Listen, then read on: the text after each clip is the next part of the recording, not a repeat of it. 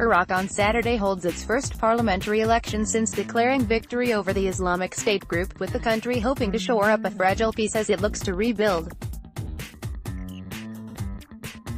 The vote comes as tensions surge between key players Iran and the United States over the nuclear deal, sparking fears of a destabilizing power struggle over Iraq.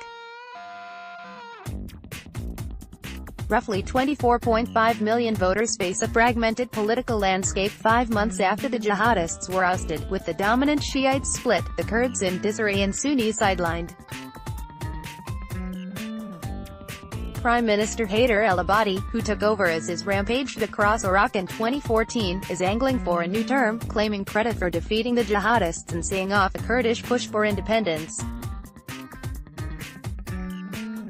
But competition from within his Shiite community, the majority group dominating Iraqi politics, should divide the vote and spell lengthy horse trading to form any government.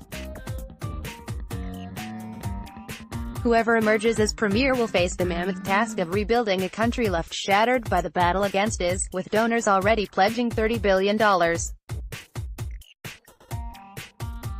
Iraqi Prime Minister Haider al-Abadi, who claims credit for defeating IS, is facing two leading challengers, ex-Premier Nouri al-Maliki and Hadi al-Amiri Haidar Hamdani. AFP Over 15 blood-sodden years since the U.S.-led ouster of Saddam Hussein, disillusionment is widespread with the same old faces from an elite seen as mired in corruption and sectarianism.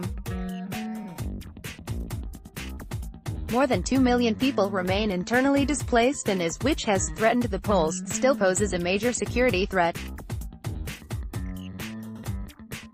Iraq has long been a crucible for the rivalry between Iran and the U.S., with Tehran exerting influence over Shiite politicians and Washington deploying troops to fight his Shiite rivals. Overall, just under 7,000 candidates are standing, and Iraq's complex system means no single bloc should get anything near a majority in the 329-seat parliament. Abadi, who has balanced off the U.S. and Iran, is facing two leading challengers to his victory alliance. Ex-Premier Nouri al-Maliki is widely reviled for stirring sectarianism and losing territory to IS, but draws support from hardliners. Hadi al-Amiri, a former transport minister, led Iran-backed paramilitary units that fought IS alongside Baghdad's troops and heads a list of ex-combatants. Iraqi Kurds wave flags as they attend an election rally for the Kurdistan Democratic Party (KDP) in Arbil, the capital of the northern Iraqi Kurdish Autonomous Region, on May 10, 2018. Soften AFP votes in the Sunni heartlands once dominated by IS, including Iraq's devastated second city Mosul, are up in the air as traditional alliances have been shredded by the fallout of jihadist rule. Political forces in the Kurdish community, often seen as potential kingmakers, are also in disarray after a September vote for independence backfired spectacularly.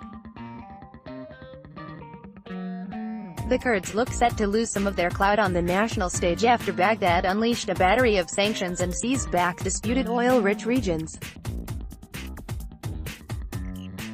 A senior security official told AFP that some 900,000 police and soldiers are on high alert to protect the vote, with airports and borders shut for the day. Polling stations are open from 7 a.m. to 6 p.m. 0400-1500 GMT, and initial results are expected in 3 days.